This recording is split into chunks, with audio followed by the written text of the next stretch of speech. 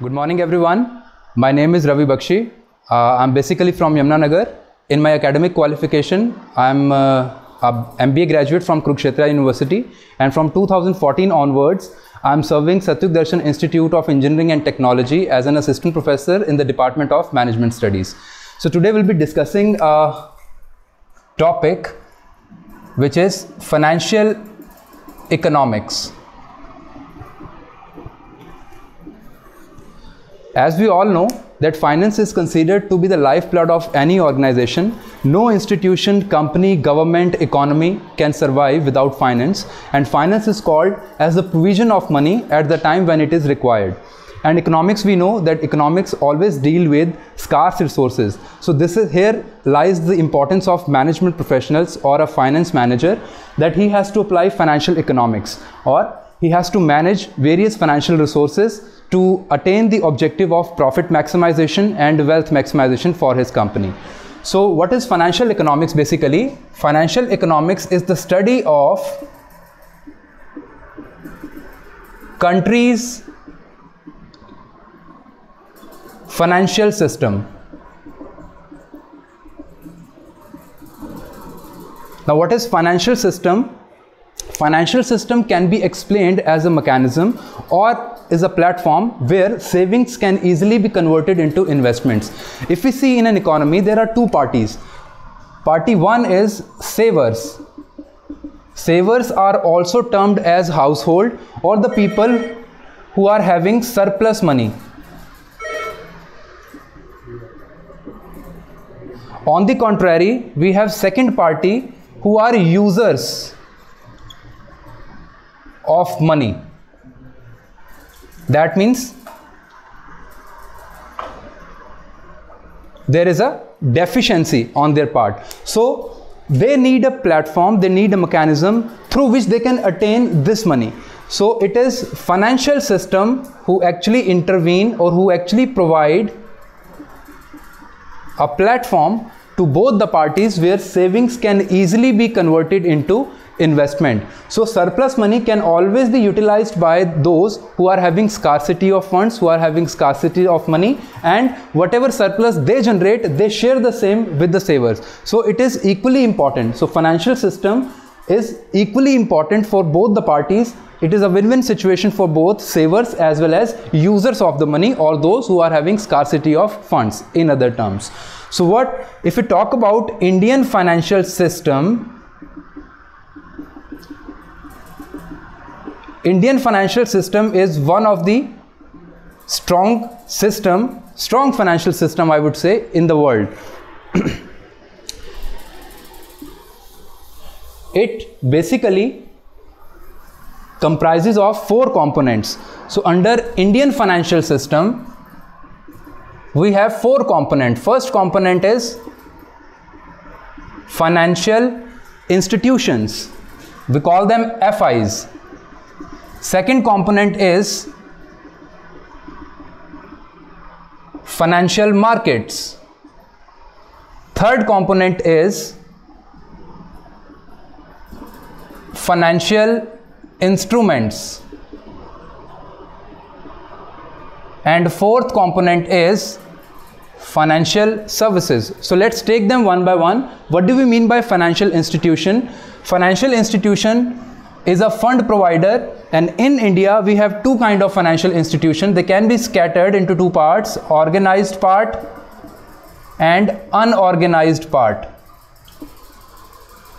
When we say organized, that means there is a governing body somehow, somewhere, who is responsible for taking the overall operation of organized part. And when we say unorganized part, that means they are running a parallel government, they are having their own resolutions, they are having their own rules, and they do not follow government rules or governing bodies rule.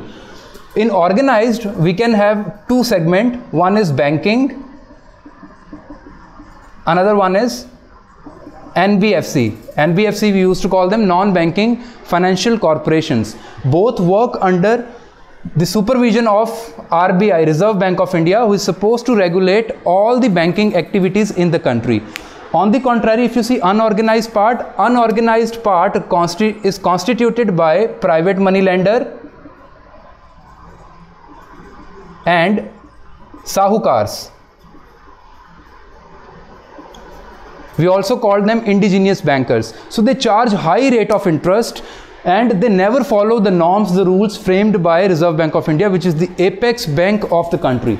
So let's move to the second component, financial market. So if we see, there are two words, financial and market. So let's understand first, what do we mean by market? Market is a place where buyer and seller meet and they exchange their needs. So financial market contains a place where both the parties exchange their financial needs. So in India, there are two kinds of market. One is called capital market and another one is called money market. Now, why these two different segregations? Because needs of consumer or company can have two different types, for shorter span of time and for longer span of time. If the needs of somebody is for longer span of time, he or she should deal with capital market, and if your needs are for less than 1 year or for shorter span of time, you should be in money market. So in capital market, again we have two segments. We have primary market and we have secondary market. This secondary market can also be termed as stock exchange. And governing body is SEBI, Securities Exchange Board of India, which was constituted by government in the year 1992. The major objective of SEBI was to regulate the functioning of capital market, or in other terms, financial markets in the country. So what do we mean by primary market and secondary market? What's the difference? Difference is when a new security is going to be issued by a company in the market, that security will be issued in primary market. It's like that I want to buy a car, so I have two options. Either I can approach showroom directly, the service provider directly, or I can approach the OLX and other vendors. So if I wish to buy a new car, similarly, if I wish to buy a new security, that means if a company for the very first time they are issuing shares, securities in the market, I have to approach primary market then. Or in other words, the company will be approaching primary market.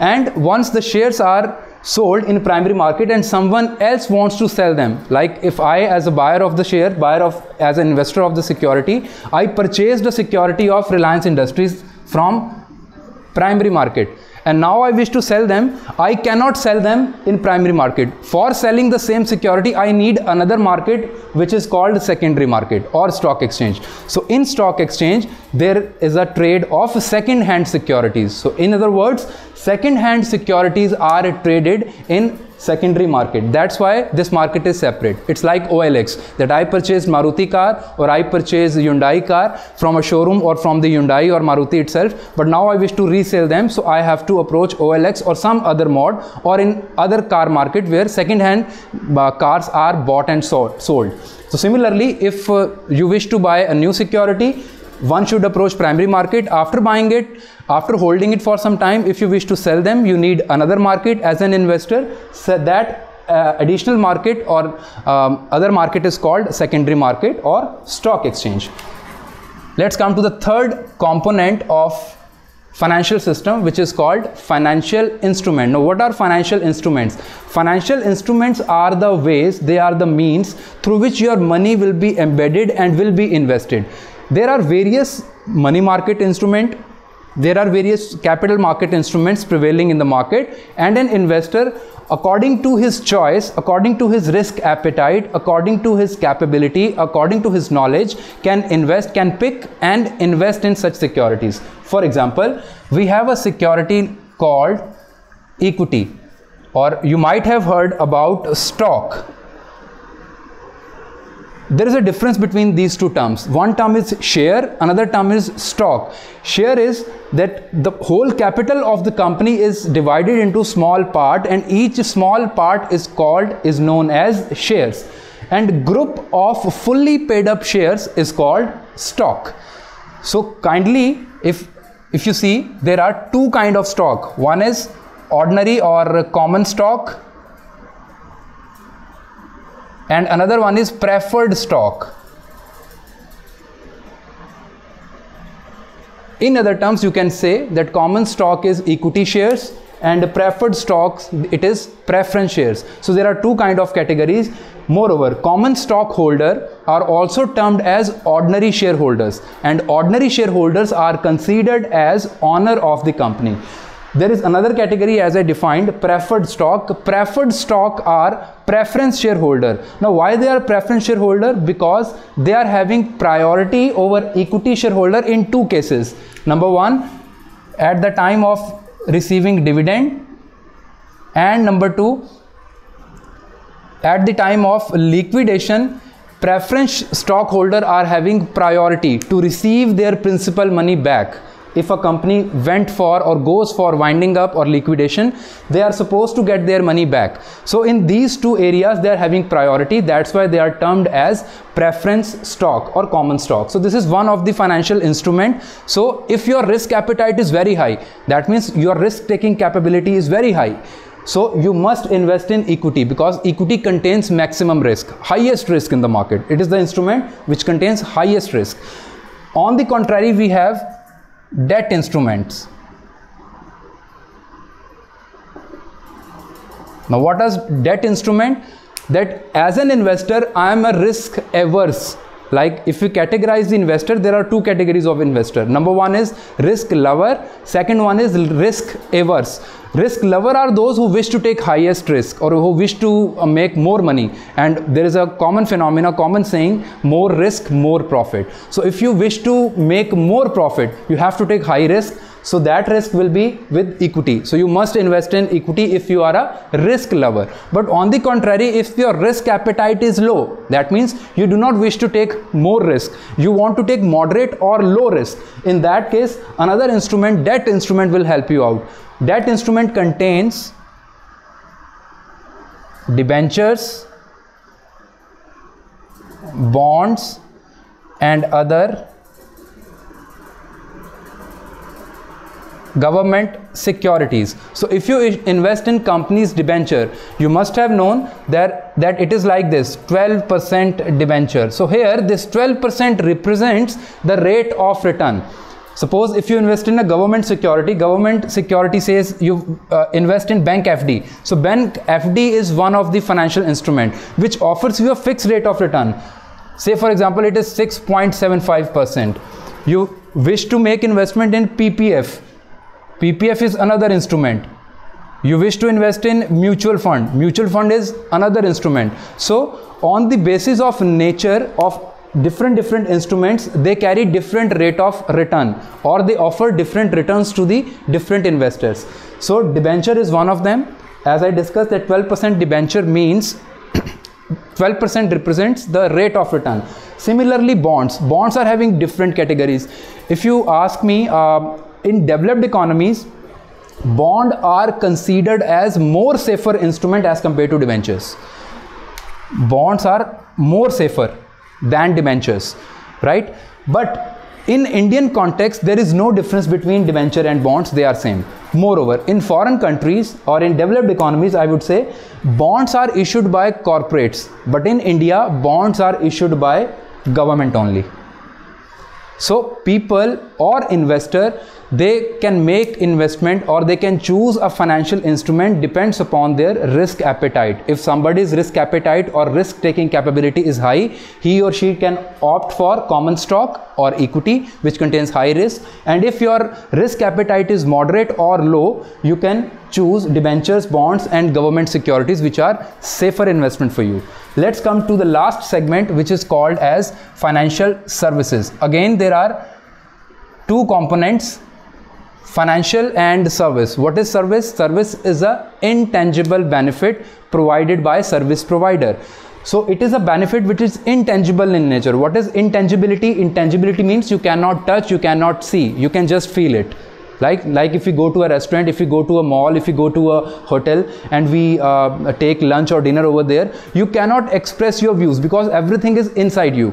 So that feeling is called service. So you give remarks or feedback based upon your feeling, whether the service was good, moderate or excellent. right? In the same manner, what is financial service? Financial service means when you are receiving these benefits in terms of financials, in terms of finance, we call them financial services. So if we see, there are again two segments here. They are fund-based financial service and fee-based financial service. Now, what do you mean by fund-based financial service and fee-based financial service?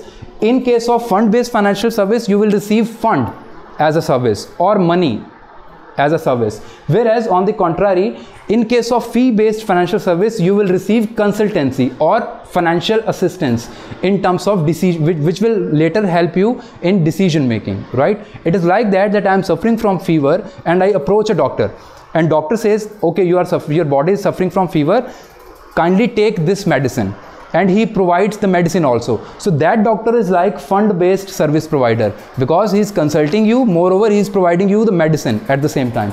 On the contrary, you approach another doctor and that doctor only diagnoses your body and tells you that you are suffering from this particular disease and I am recommending these medicines, you can go in the market and can have this. So he or she is charging consultancy fee for the same. So in this case, that doctor is like fee-based financial service provider, because he's just giving you consultancy, not providing you money, not providing you anything else, right? So example of fund-based financial service is insurance. For example, if I have a term insurance and after expiry of the time period, I'll get money. Or in case of any demise, my family will get money, funds, rupee, cash. So insurance is one of the fund-based financial service. Fund-based financial service can also be termed as asset-based financial service. So another service can be factoring. Now what is factoring? Factoring is an arrangement between company and a financial institution who is working or acting as a factor in the market and customers. Suppose a company provides credit to its customer for 3 months and company has blocked rupees 50 lakh in that, and suddenly after 1 month company needs money, so company cannot approach their customer because it can hamper its image, its goodwill in the market. So what a company can do, company can hand over all the bills receivable which they have received from their customer to a bank who is indulged in this kind of service. So company will hand over all the BRs and this financial institution will give money or fund to the company just after 1 month. So this kind of arrangement between a company and a financial institution who is acting as a factor is termed as factoring. This is again a fund-based financial service. Last service we can have in this segment is leasing, in which one person is having a property but he is not using it. Another person is not having so much fund that he or she can afford a property. So he can have a lease agreement between with the owner of that property holder. So there are two parties in it. One is called a lessor, another is called lessee. So lessor is the owner of that property and there will be a lease agreement between these two. Lessee is supposed to use the property or asset and will give lease rent to the lessor and will bear the risk. So if we talk about fee-based financial service, in fee-based financial service we have merchant banking services and brokerage. Like if you wish to invest in stock market, as I discussed, in primary market or secondary market, you cannot move directly. You need a broker. Broker is an intermediary between market and the investor. So with the help of broker, you can do that. So this was the entire explanation of financial economics. So in other words, I can say that financial economics is nothing but it is the study of a country's financial system, and a country's financial system is very, very important for the economic growth of that nation. As you see that all banks, markets, instruments and services, they contribute towards growth of a country. If a banking system of a country is strong, markets are strong, you will feel that GDP of that nation is will be very, very strong, or people of that country will definitely grow. grow. So financial system plays a very vital role, a key role in the upliftment of an economy. Thank you very much.